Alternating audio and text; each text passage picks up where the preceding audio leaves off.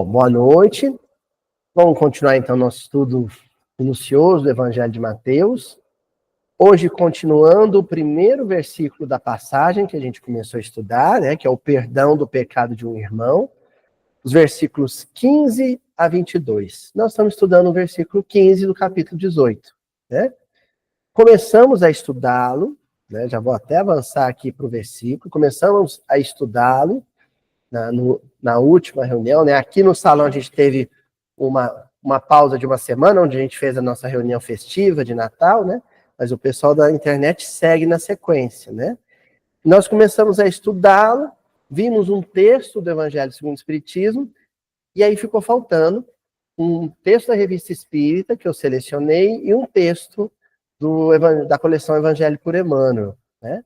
Então nós vamos retomar hoje, e como alguns companheiros não estavam aqui na reunião anterior, outros da internet talvez não tenham visto o episódio anterior, é bom a gente fazer um preâmbulo, né, do que se trata. Bom, versículo 15 diz assim: se o teu irmão pecar contra ti, vai arguí-lo entre ti e ele somente. Se te ouvir, ganhaste teu irmão. Primeiramente, essa é a chamada etiqueta do Cristo, né? Sobretudo, Jesus foi o ser humano mais bem educado, mais elegante, mais fino no trato pessoal que já passou pela Terra. Nenhum outro ser humano teve o verniz que o Cristo teve para lidar com outras pessoas. A polidez que ele teve para lidar com outras pessoas. E aqui, ele dá uma sugestão, uma dica de etiqueta espiritual. Se algum irmão te feriu, te ofendeu, te magoou, te prejudicou, conversa com ele. Não guarda mágoa, não. Não guarda ressentimento, não. Não fica curtindo sentimentos mesquinhos, não. Chama ele para conversar, expõe o que aconteceu para ele, mas faz isso em reservado. Faz isso em particular. Só ti e ele, só você e ele. Expõe o que aconteceu, vocês conversam, ele também, talvez ou possivelmente tenha suas queixas, é natural que assim seja, porque somos todos muito difíceis no trato pessoal. E aí vocês resolvem a questão. E se não resolver naquela hora, se precisarem de mais um tempo para esfriar a cabeça, né, para acalmar os nervos, uma segunda ocasião vai acontecer, de novo em particular, em reservado, em que vocês possam conversar, em que nós possamos conversar. Essa é a etiqueta do Cristo. Agora, a gente não pode esquecer que esse é um versículo que abre alas, o versículo abre alas por uma passagem que encerra com o chamado 70 vezes 7. Né? Em que Pedro pergunta quantas vezes nós deveríamos perdoar o nosso irmão. Porque essa questão do perdão é complexa por isso. Esse mesmo irmão que você chamou em particular e expôs a sua dificuldade com aquilo que ele fez, amanhã pode repetir o erro. Pode se arrepender hoje, te pedir desculpa hoje e amanhã repetir o erro. Daí a pergunta de Pedro: quantas vezes eu vou perdoar alguém? Mosquitinho aqui. Quantas vezes eu vou perdoar alguém? Estão percebendo como é complexo?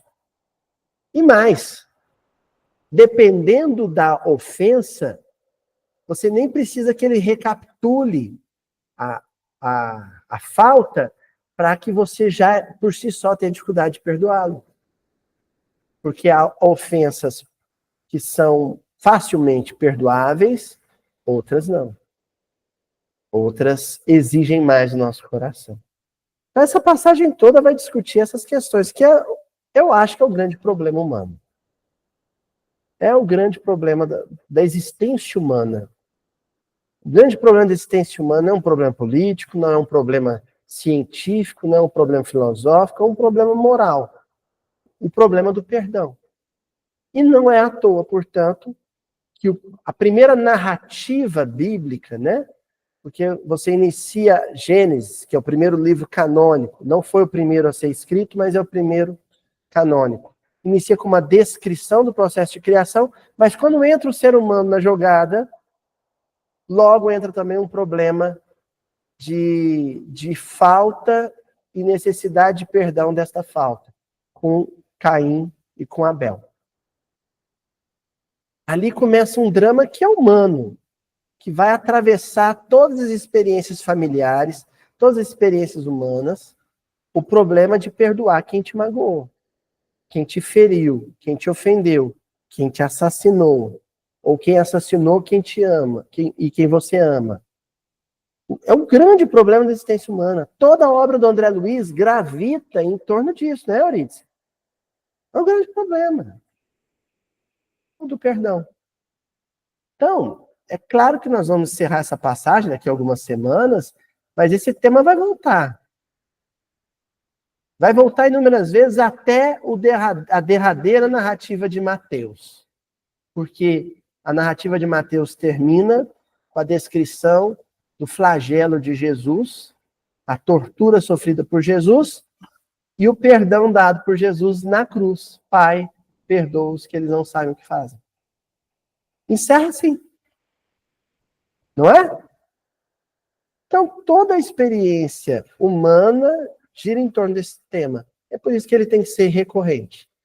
Não é a primeira vez que a gente estuda ele nessa reunião, nesses 13 anos de atividade, e não vai ser a última vez. Bom? E é sempre muito difícil. Sempre muito indigesto, assim.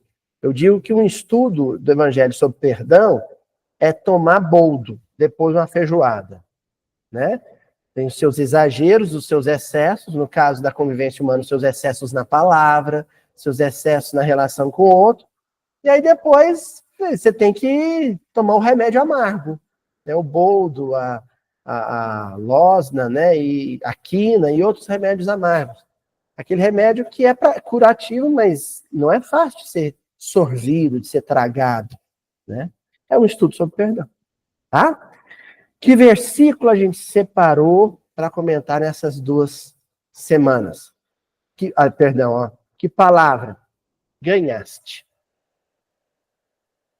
O que a gente ganha quando ganha um irmão? Porque Jesus fala, olha, se você conseguir reconciliar com eles, terás ganhado o teu irmão.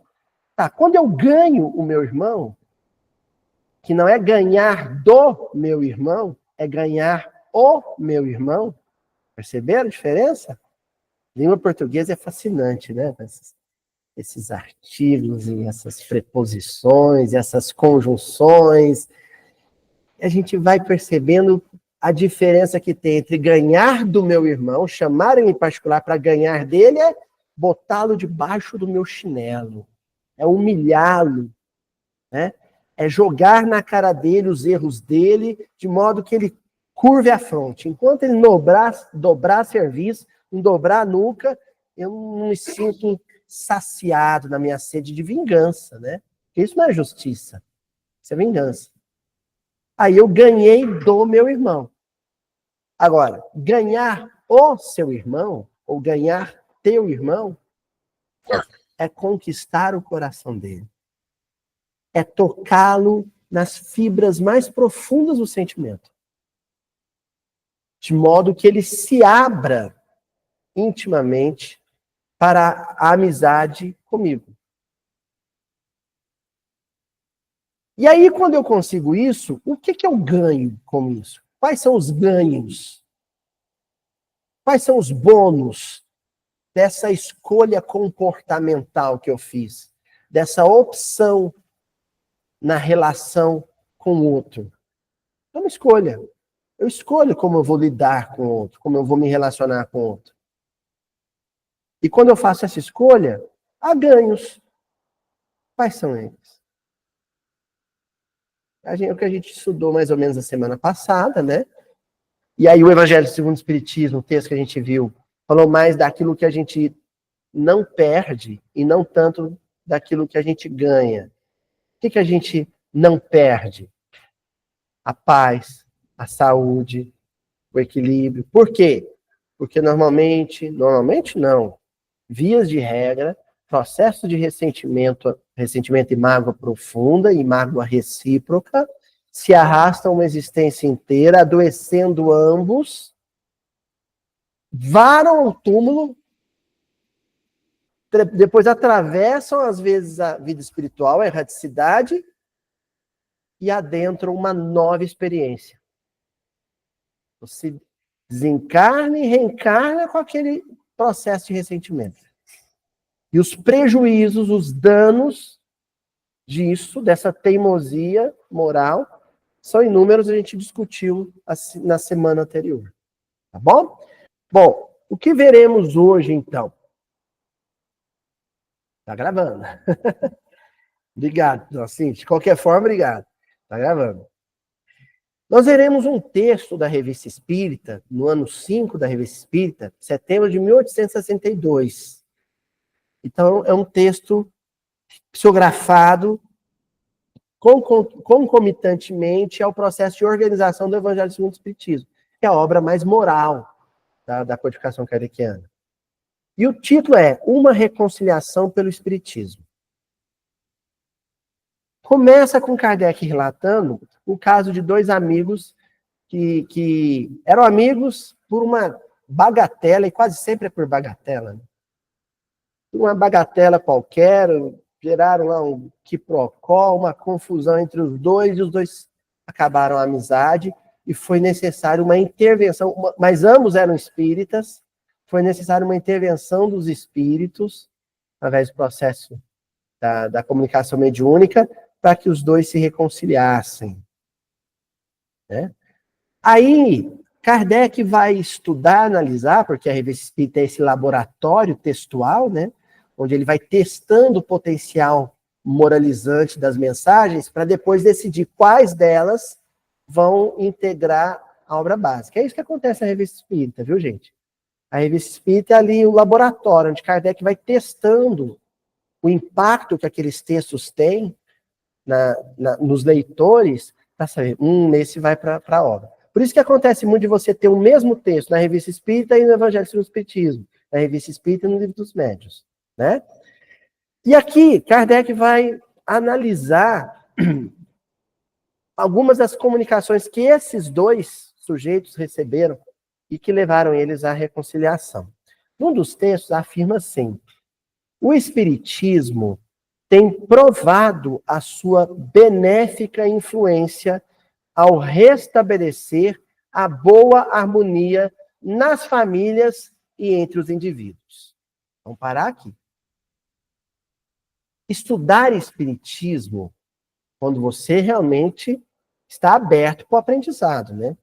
Quando é pura ginástica intelectiva, quando o barato é conhecer as obras para fazer uma palestra e brilhar, não é?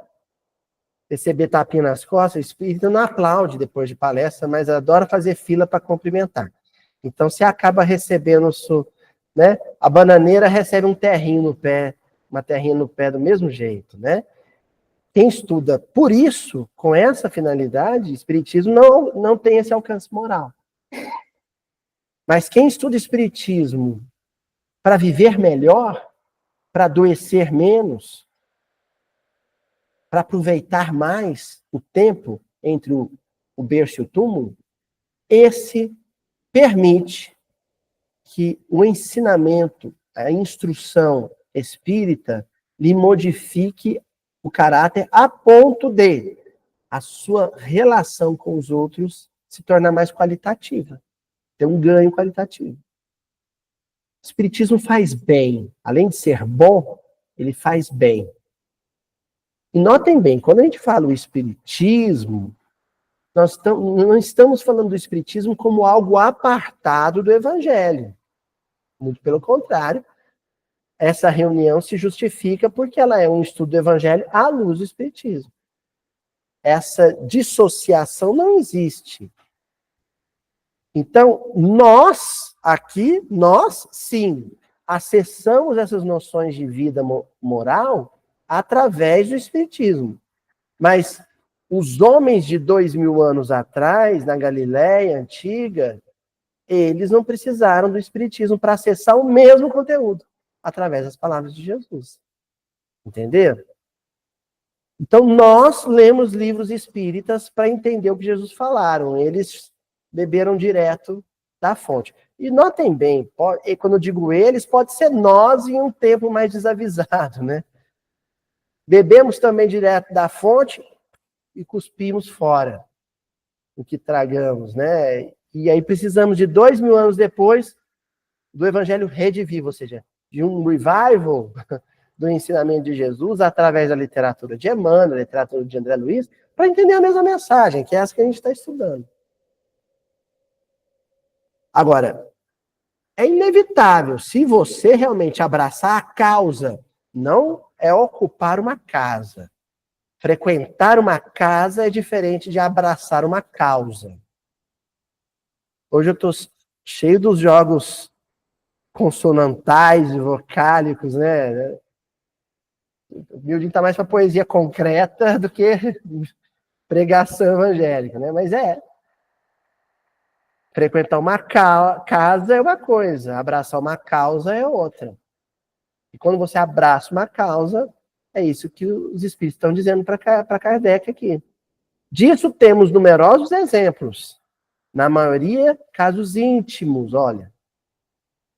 Os processos de ressentimento quase frequentemente se dão na intimidade. Por isso que antes também mencionou a boa harmonia da família. Muitos, se não quase todos, os processos de inimizade, eles, digamos assim, vibram. Eu queria alguma coisa assim, mais tipo abalo sísmico, né? É um tremor, mas é um tremor de terremoto dentro de casa, em família. Ó, casos íntimos que nos foram confiados, por assim dizer, sob o selo da confissão, não nos cabendo, pois, revelados. O que Kardec tá dizendo no comentário dessa mensagem dos Espíritos? Ele está dizendo assim, olha, muitas vezes companheiros da Sociedade Parisiense, do Grupo Espírita de Lyon, os grupos da Bélgica, quando eu vou fazer as palestras, né, no Viagem Espírita 1862, ele viaja pela França, né, de trem, palestrando. É uma faceta do codificador que a gente pouco conhece. Mas Kardec era um palestrante rodado, né? E às vezes as pessoas, no final das palestras dele, chamavam ele no cantinho e falavam assim, ó, isso que o senhor falou do perdão mexeu comigo, porque eu estou há 30 anos sem conversar com o meu vizinho de muro. Isso que o senhor falou mexeu comigo, porque tem um primo meu que a gente brigou por causa de herança e a gente não se fala há 20 anos. As pessoas confessavam para ele que aquilo que ele tinha dito ou uma mensagem que as pessoas tinham lido tinham mexido com elas interiormente e elas estavam mais predispostas ao perdão. Portanto, ficarei muito feliz se este vídeo, que ora gravo, né? Aliás, eu já tive um feedback. Claro, vou ter a mesma, né, a mesma delicadeza de Allan Kardec, não vou dizer quem, mas uma pessoa assídua nos vídeos e no canal do Mildinho, que assiste né, desde 2016, há vários anos já, as reuniões aqui do Mildinho, ela entrou em contato comigo, em off ela confessou que ela tinha rompido com os primos na cidade dela por causa de uma herança de família, de uma propriedade rural. Ela tinha rompido e há vários anos, mais de década, ela não falava com os filhos. E aí, por causa de um dos episódios em que eu tratei do perdão, ela saiu, ela já morava em outra cidade, saiu da cidade onde ela mora, foi visitar os primos, procurou os primos ficaram comovidos, eles se reconciliaram, e aí, através da reconciliação deles, os primos se animaram a ir procurar a mãe dela, que também era rompida. Então, a família inteira se reconciliou, por causa desses videozinhos mequetrefe que a gente grava aqui, né? É mesmo? Isso. Poxa, isso enche o coração da gente, Sueli. A gente... Olha. E fica meio impessoal, né? Esse negócio de indicar um texto, indicar um vídeo, porque santo de casa não faz milagre. Se você chegar no fulano e falar, você precisa reconciliar com Beltrano, não surte efeito. Mas se ele ouvir um estranho de outra cidade, surte efeito, né? A herança é batata. A tal da herança. Outro dia eu vi um meme no Instagram que eu achei um barato, né? Era uma tapera sem janela, a porta caindo, um buraco no telhado, um negócio horroroso. E um advogado todo chique, Dona Joana, terno e gravata, o advogado. E aí a legenda do meme era assim: o advogado chegando para visitar a propriedade pela qual os familiares brigam há 30 anos. Era uma casinha michuruca, muito das mequetrefes, e lá o meme fala, ó, o advogado tentando conhecer o tal do imóvel, né? Que briga por causa... Aí puxa a faca, né, Sadel? Pra talhar um queijo, já era. Ah, que coisa boa. Ó, e aí continua o texto da Revista Espírita. Texto de Kardec ainda comentando a mensagem dos espíritos que eu acabei não trazendo aqui para vocês. Um dos resultados do espiritismo bem compreendido, olha, eu sublinhei aqui, bem compreendido. Espiritismo bem compreendido. Espiritismo que leva às lágrimas. Espiritismo que tira o sono. Espiritismo que te tira a fome, o apetite. Sabe aquele espiritismo que você lê uma mensagem do André Luiz e você fica 3 dias tonto, sem achar o caminho da porta? É esse espiritismo que está falando aqui. O bem compreendido. Esse espiritismo é aquele que te faz dizer assim, o que eu fui mexer de ir nesse centro, mexer aqui nesses livros, onde eu estava com a cabeça de assistir esse miudinho, sabe? Aquele arrependimento bom, agora é tarde, né? Agora eu não consigo mais voltar atrás. Não tem volta. Não tem marcha ré. Você lê uma mensagem espírita na sua vida, game over. Você nunca mais vai ter paz. Que a gente define como o sossego do mundo, sabe? O sossego dos ignorantes, o sossego de quem não conhece. 5 minutos de evangelho, 5 minutos de doutrina espírita, e você vai se sentir incomodado para o resto da vida, todas as vezes que você andar fora da estrada, que você não andar no caminho. É, porque, ao mesmo tempo, aquilo vai te incomodar enquanto você não toma atitude. Aí, quando você toma a atitude e o novelo de lã começa a se desfazer, aí vem a sensação de êxito, de vitória moral, de glória. Consegui. Essa é a sensação da ventura absoluta, né? Da plenitude da felicidade. Né? Ó, e continua o texto. Chamamos atenção para a expressão bem compreendido. É desenvolver o sentimento de caridade. Mas, como se sabe, a própria caridade tem uma acepção muito ampla. Desde a simples esmola até o amor aos inimigos, que é o suprassumo da caridade.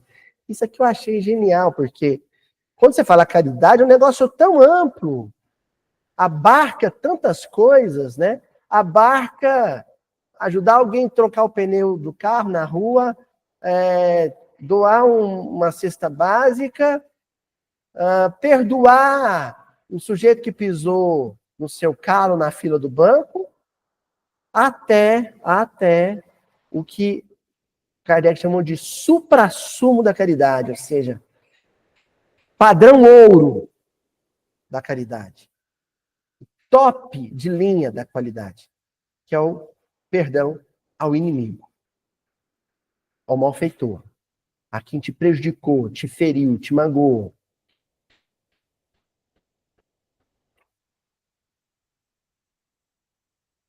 Aí eu gosto de fazer um exercício.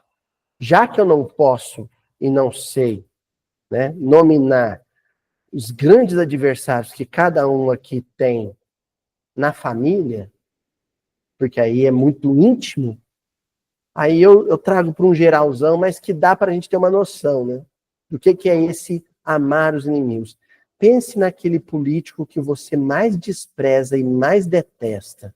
Aquele que quando aparece na televisão te dá náusea. Pensou nele? Pensou, né? Eu adoro fazer esse teste. É um experimento social, ou psicossocial, né? Imaginou ele? Aquele mais tosco. Você se lembra do João Plenário? Aquele personagem da Praça é Nossa, que, né? João Plenário, que falava, fazer um discurso assim, né? Aquele tipo, né? Imaginou ele? O sujeito que você mais detesta. Agora imagina que ele chegou na sua casa espírita e foi tomar um passe, e quem vai dar passe nele é você. Por que eu estou criando essa situação? Para a gente entender aquela fala de Jesus. Antes de ir deixar a tua oferenda no altar, vai e reconcilia-te primeiro com o teu adversário. O que é a oferenda no altar para o espírito? Fazer uma sopa, fazer uma peregrinação, dar um passe, fazer uma palestra. É a nossa oferenda no altar. Se você não resolveu suas pendengas, né, previamente com seu adversário, você pode se ver em maus lençóis, sem condições de prestar-lhe serviço. E nesse caso, você terá falhado no seu compromisso, na sua tarefa. Eu passei a semana passada inteira no Twitter, né? Eu me recuso a chamar de X, né? No Twitter, falando mal do fulano do ciclano. Aí, como é que o ciclano que eu falei mal, agora eu vou dar um passe nele? Não é? É complicado. Então, você tem que... E eu volto a dizer, estou citando a situação mais hipotética. Claro, qual é a chance do político lá do Planalto Central aparecer na minha casa de espírita aqui do interior de Minas Gerais? Muito pequena. Agora, tem grande chance daquela sua prima que mora no quarteirão de baixo. Você saindo de carro, Euridice, dando ré na garagem, saindo de carro, aí você olha pro quarteirão de baixo, ela tirando o carro também. Ih, que azar mesmo. Na hora de eu ir pro centro, essa fulana saindo de carro também. Aí você começa a seguir, você dobra, segue uma avenida, ela segue também. Você fala, mas eu é hoje. Até o mesmo caminho, ela tá tomando que eu. Aí você passa o sinaleiro, ela passa também. Você fala, não, agora ela vai seguir lá pro centro da cidade, ela vira e vai pro bairro junto com você. Você fala, nossa senhora, só falta essa fulana estar em um lugar perto do meu centro. Aí você para na porta do centro, ela para também, desce, e você vê ela entrando dentro do centro. E a palestra é sua. E a palestra é sobre reconcilia-te com teu adversário. Vocês acham que os benfeitores não fazem essas traquinagens, né? E rola no chão de rir. Se o Adelmo definiu bem. Que armação, né? Eu vou parafrasear. Fazer uma... Parafrasear, não. Vou fazer uma... Parodiar um velho pagode. Isso era amor. Era cilada. Lembram dessa? Cilada. São ciladas, armadilhas do bem que os espíritos armam pra gente, para fisgar a gente, sabe? Você morde a isca e aí você não tem como correr. E você fala, e agora? E agora? Fechou o cerco. Isso aí. Tá? Mas e o livre-arbítrio? Não, você ainda tem a possibilidade de não entrar no centro. Eu só não sei se você vai dormir de noite. Né?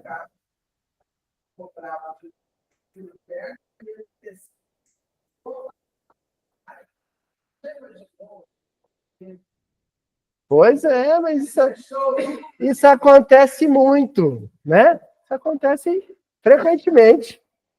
Pois bem, pode-se dizer que essa caridade que ama até os adversários, resume todos os nobres impulsos da alma para com o próximo.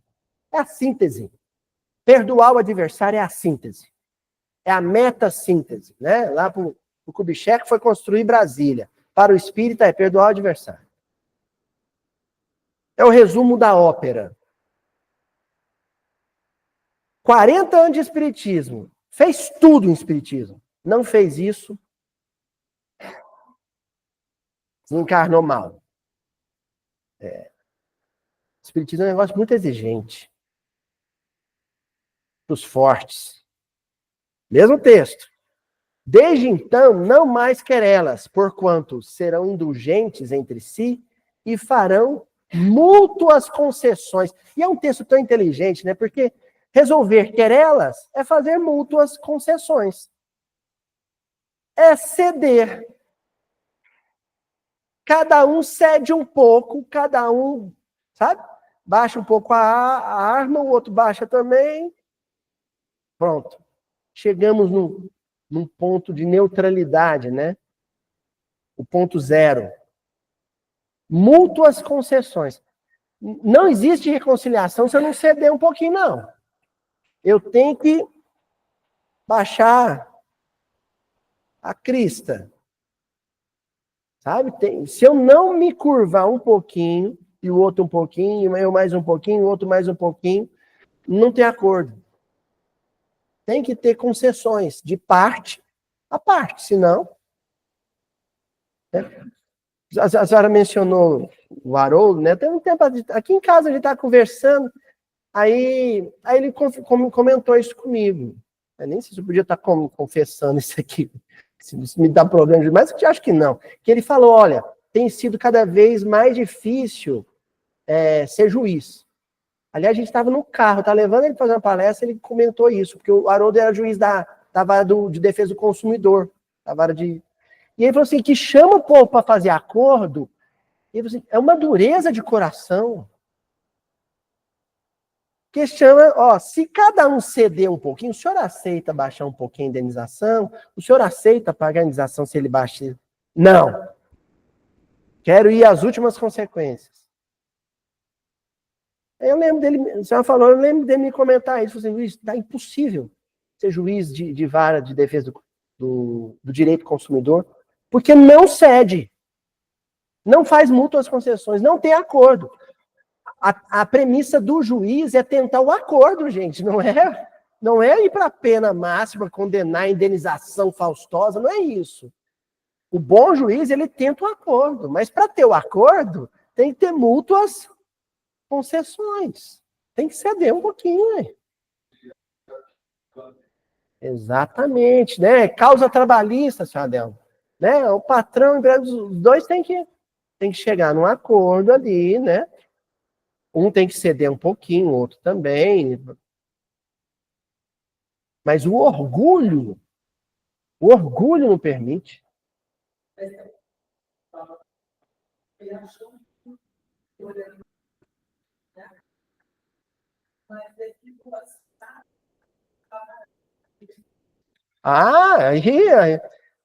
Mas porque aí tem ressentimentos profundos, né? Assim, eu coloquei a questão do consumidor, dona Joana, por causa que ele usa o termo aqui, querelas. Sabe? Filigranas. Porque quando você, por exemplo, tenta reconciliar um casal, às vezes tem uma traição envolvida. Né? Às vezes tem uma violência doméstica envolvida, né? Não, sim, também, né? Aí é querela, para mim é querela também, mas, né? Então, brigou por causa de questões materiais, vamos resumir assim, né? Ganhos e perdas, ônus e bônus materiais, vara de família, vara trabalhista, de direito consumidor, né? Sempre envolvendo assim, prejuízos materiais, né? Raramente danos morais. Aí que você vê a dificuldade que a gente tem, quando são questões morais. Quando você vai, então, para o criminal, homicídio, aí, então... Mas existem casos, viu? Eles existem. Casos de familiares de uma vítima de homicídio conseguirem não ficar amigo do agressor, não é isso. Mas não desejar para ele a cadeira elétrica. Entenderam? O que é, de certa forma, uma mútua concessão. Não querer fazer justiça com as próprias mãos. Isso tudo foi ganho moral nosso. Foram concessões que a gente foi dando para aquele que nos prejudica. Por exemplo, o direito de viver. Quando a gente entendeu que esse não era um direito que nos assistia a conceder ou não, né? Isso é da autoridade de Deus, não do homem. Mas a gente foi aprendendo a ceder, entender, né? Aceitar o direito do nosso país, que, pelo menos no papel, não tem o olho por olho, o dente por dente, né? Digo pelo menos no papel, porque quem disse que no Brasil não tem pena de morte? Não tem execução. Só que a execução aqui é até pior, porque ela acontece nas ruas, nas pontes, né? E por aí vai. Mas no papel, o nosso direito, ele já é um sinal de que o homem está predisposto à doutrina do perdão.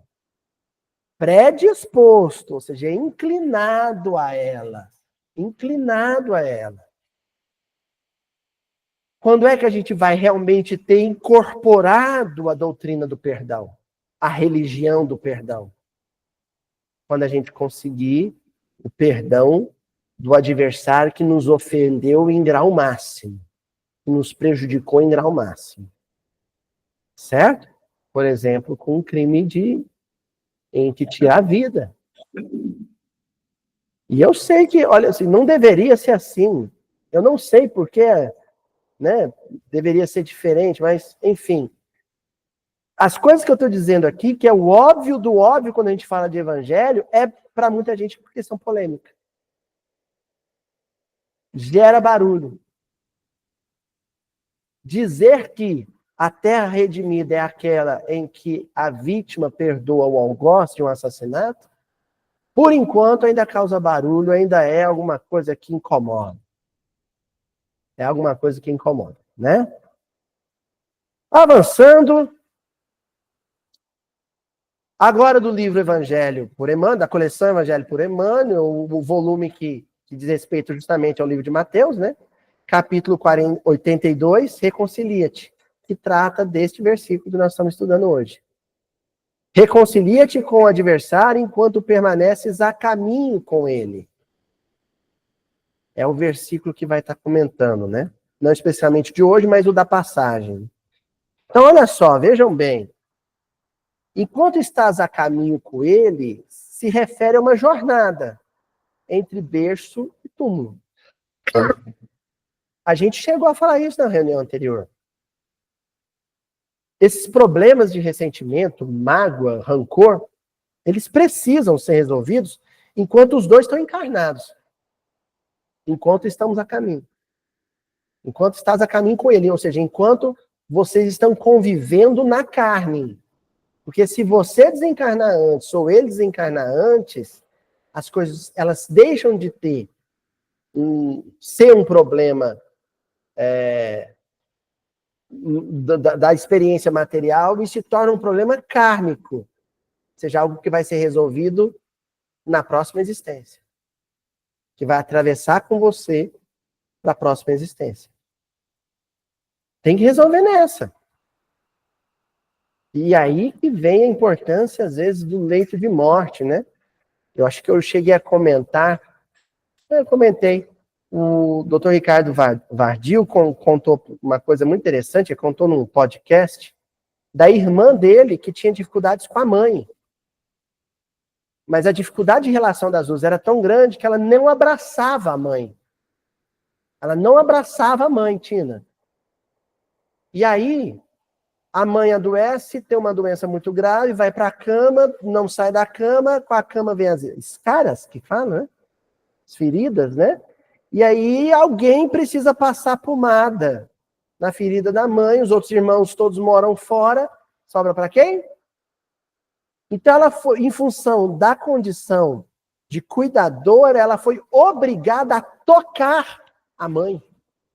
O tato, que ela privava a mãe disso, agora não tem jeito, para passar pomada tem que tocar, né? Ela estava sendo obrigada a tocar a mãe, algo que ela não fazia há décadas. E aí, nesse tocar a mãe, olha, o amor erótico. Vocês sabem que a compreensão das 3 facetas do amor na Grécia Antiga são muito mal interpretadas, né? O ágape, né? O eros. O amor erótico é o amor do toque. Então, quando a mãe está amamentando o bebê, aquele toque da pele da mãe com a pele do bebê é amor erótico. É o amor da carícia, sabe? Do beijo, do abraço, do calor da pele. Pelo amor erótico, pelo toque da mãe com a filha, da pele com a pele, reacendeu no coração o amor ágape, o amor que se estende, inclusive, ao inimigo, ao adversário. Ali quebrou uma resistência. Aí ela começou a não só espalhar a pomada, mas também a acariciar a mãe. A mãe, se sentindo acariciada, abriu um sorriso, o sorriso da mãe enterneceu o coração dela. Ela começou a acariciar a mãe enquanto beijava a mãe. Enfim, aconteceu em tempo. Antes da mãe desencarnar, mãe e filha estavam reconciliadas, narrativa do Dr. Ricardo Vardio. Olha, o que é Deus, né? O que é Deus? E aí, às vezes, a gente amaldiçoa o adoecimento de um familiar. Ai, meu Deus, eu não queria que minha mãe, minha avó, minha tia adoecesse, porque eu amo ela demais. Mas você não sabe se aquele adoecimento é providencial. Se a mãe dela não tivesse adoecido, as duas não tinham se reconciliado. A gente, às vezes, até fala assim, se eu desencarnar, eu quero desencarnar assim, papum. Que em Minas a gente fala, papum, ou seja, um infarto fulminante para não sofrer. Eu não quero ficar na cama para dar trabalho para os outros, não é o que a gente diz? Mas você não sabe se ficar na cama é algo importante para que, de repente, aquela circunstância reconcilie 2 adversários íntimos, consanguíneos. É um artifício de Deus para que a reconciliação aconteça entre eles. Se não fosse nessa situação, não haveria concessões mútuas. Não é? Pois bem. O orgulho te trava, te paralisa, te congela. Alguma coisa precisa derreter esse gelo. E às vezes é uma enfermidade, né? Você precisa do outro. Né? Eu não combino com a minha mãe, não combino com a minha mãe. Mentira, combino com a minha mãe, é minha vida, né? É uma situação hipotética. Eu não combino com a minha mãe, eu perco o emprego, não posso pagar minha casa, tenho que voltar a morar com a minha mãe. Pode? Aí eu tenho que voltar. Quer dizer, eu casei, olha só como é que é as coisas. Tem gente que casa para ficar livre do convívio com os pais. Vocês conhecem gente assim? Só casou para sair de casa. Aí acontece uma circunstância que ele tem que humildemente, né? Aquele poema ali, isso me lembra aquele poema bonito daquele poeta, Muri. Você vai lembrar assim: volta o cão arrependido, com suas orelhas fartas, o osso ruído e com o rabo entre as patas. Lembra desse poema bonito? Aquele poeta, El Chavo del Ocho. Lembra? Volta o cão arrependido, humildemente, mãe. Me arruma um cantinho na sua casa, pai, me arruma um cantinho na sua casa, e ali a reconciliação acontece. Olha como que é as coisas. Né?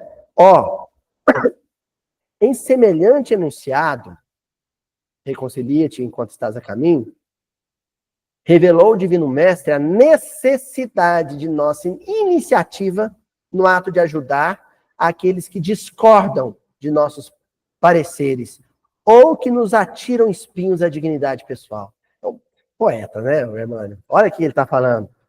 Primeiro, é uma necessidade. Você necessita reconciliar com alguém. É uma necessidade muito maior que comer, ou beber, ou respirar. E, no entanto, é o que a gente posterga. Nossa iniciativa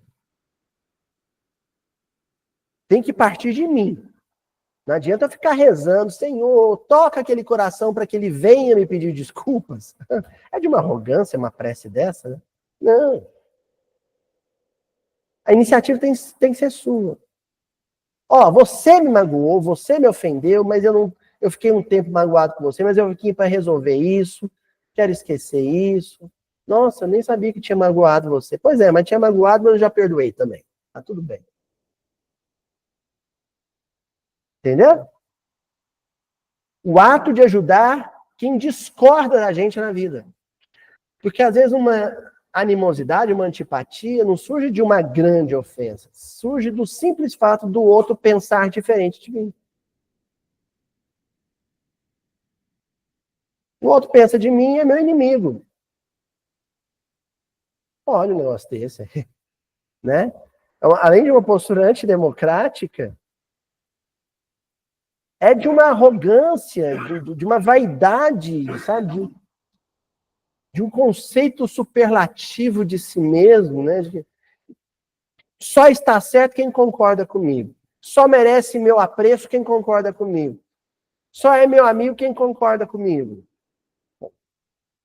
Famílias inteiras se dividiram, né? Durante os últimos eventos da política nacional, né? E eu escutava uma frase constante dos dois lados da moeda, que era a seguinte: para mim, é uma questão de caráter.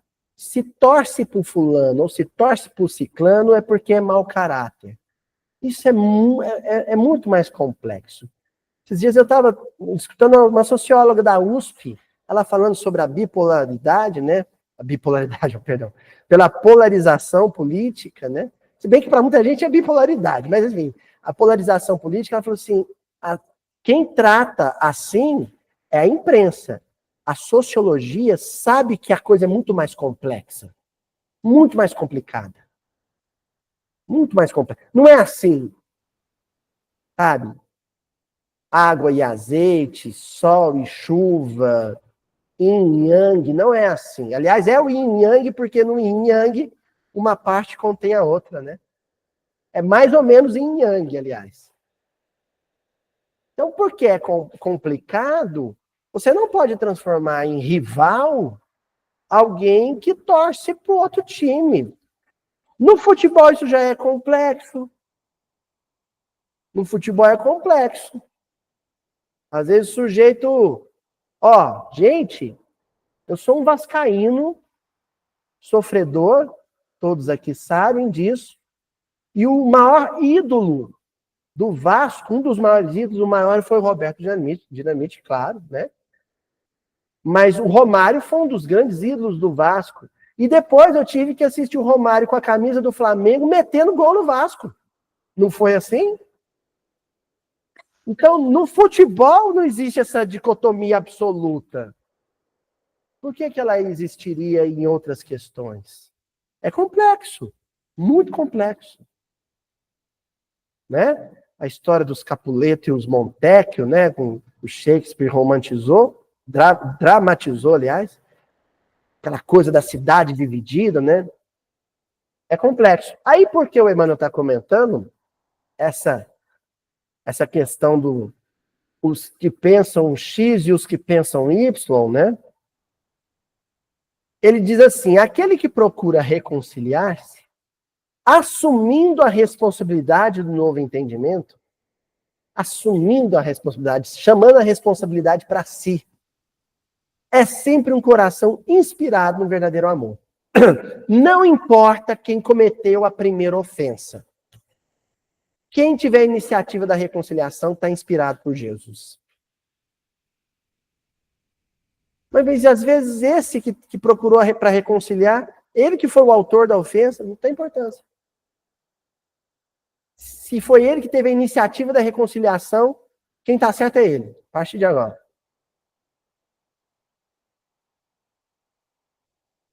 Tem lá no livro Que é o Espiritismo, né?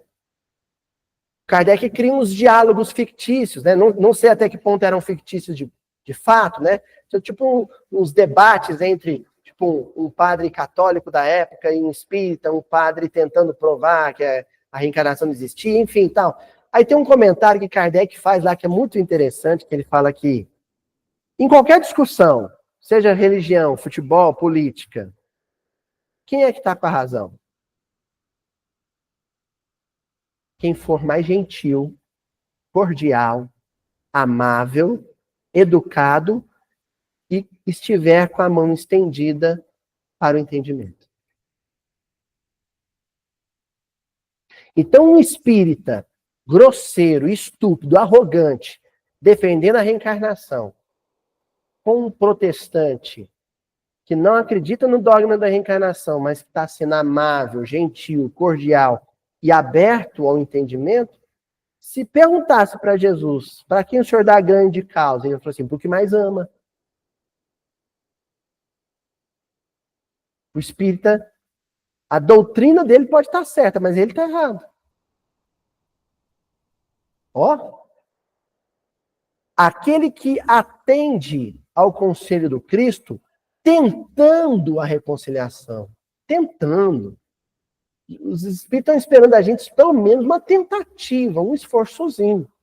Procura a paz na fonte onde essa tranquilidade pode fluir por água viva da verdadeira compreensão. O que o Emmanuel está dizendo com essa metáfora? Rancor, mágoa, ressentimento é água parada, empoçada.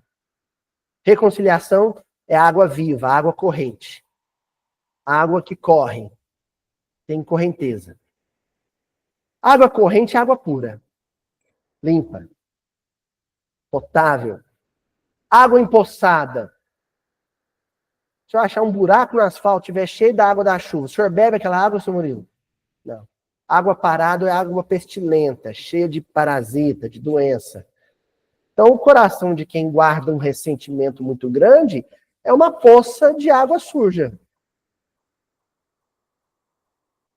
Só serve para nutrir parasitas. E aí, caminhando para o fechamento, né? Cada vez que convertemos um inimigo num irmão, eliminamos um foco vibratório de energias desequilibradas contra nós, melhorando a nossa economia espiritual. O irmão é genial, né? Primeiro, tá falando assim, o perdão te dá saúde. Você pode, sabe, comer aveia todo dia, fazer caminhada, tapioca, crepioca, sabe, como é que chama aquilo lá? Crossfit. Se você tiver com mágoa, você vai viver fazendo exame e adoecendo. O que dá saúde mesmo é não ter mágoa no coração. E ele chama isso de economia espiritual. Quer dizer, a gente preocupa tanto com o saldo do banco, né? Mas não vê que moralmente a gente muitas vezes está no vermelho. Está negativo. Desse modo, enquanto desfrutamos a oportunidade da presença ou da vizinhança do nosso adversário, é uma oportunidade. O sujeito está encarnado enquanto você está encarnado. Mais que isso, morar na mesma cidade, no mesmo bairro, ou dividir o mesmo banco de casa espírita, ou bater ponto no mesmo trabalho que você, é uma oportunidade. Aproveita enquanto você está tendo ela. Porque está mais fácil reconciliar assim. Depois que ele desencarnar, está mais difícil a reconciliação acontecer. Aproveita a ocasião. Façamos, se pudermos, a obra do reajustamento, de vez que enriquecendo o nosso campo com plantações de ordem superior, elevaremos a produção dele em nosso próprio favor. A economia do espírito, de novo. Quando você quer, você vira fazendeiro, seu Adão, o que você quer cultivar ali? Praga ou planta? Milho ou caruncho? Cana ou lagarta? Quem cultiva o ressentimento, ao invés da amizade, é um plantador de erva daninha. Fica adubando a erva daninha, jogando aguinha na erva daninha. Toda vez que você lembra do fulano com ódio, você está regando a sua tiririca. Adubando ela. Eu adoro essa tiririca, deixa eu cuidar dela.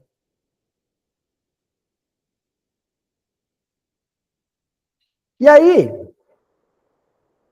fechamos, gente, com um trechinho, uma fala poderosa de um clássico da literatura latino-americana, que é 100 Anos de Solidão, né, Tino? Considerados por muitos críticos, depois de, assim, Dom Quixote de la Mancha e depois 100 Anos de Solidão. Gabriel Garcia Marques, autor colombiano, né? É uma obra, assim, meio maluquinha, assim, né, amor? Quem já leu sabe, é uma obra meio maluquinha, né? Meio viajada de tudo, né? Mas ela é poderosa, né? Basicamente conta a saga de uma família por várias gerações, né? A sua matriarca, a Úrsula, atravessando quase todas, né? Todas, né? Ela vai atravessando e ela resolver, basicamente ela apagando incêndios o tempo inteiro, né? E aí, um dos filhos dela, a mulher, a Amaranta, né? Ela era mais difícil, é uma mulher custosa, que ela era terrível, a Amaranta, né? E ela resolve não casar, mas ao mesmo tempo que ela resolve não casar, ela fica alimentando, né, a paixão nos outros homens, tentando roubar o marido da irmã da Rebeca, que era irmã de criação. E ela era custosa. Tão custosa que ela decide até o dia que ela ia morrer. E realmente morre, né?